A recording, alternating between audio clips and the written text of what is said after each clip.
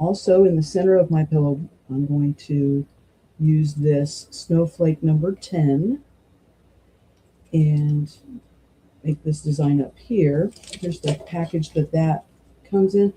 It also has on the other end another little template, and so you can do all of these kinds of things. I'm going to do one kind of like the one at the top here. Also, notice that here the template is resting on the line that I previously stitched. So you can use these edge markings, and after you've done one, you've got the other marking here to follow. So now I'm just going to come up here. And remember, I'm just at a corner where I had previously stitched. You could be going all the way over to the edge. That's going the wrong way. Put that over there. So now I'm going to stitch up this line a little bit. And now put this back on here for alignment.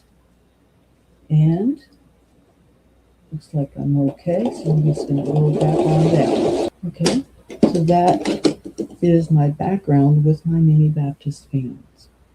Just want to compress that down a little bit. Now I'm going to do a motif here in the center.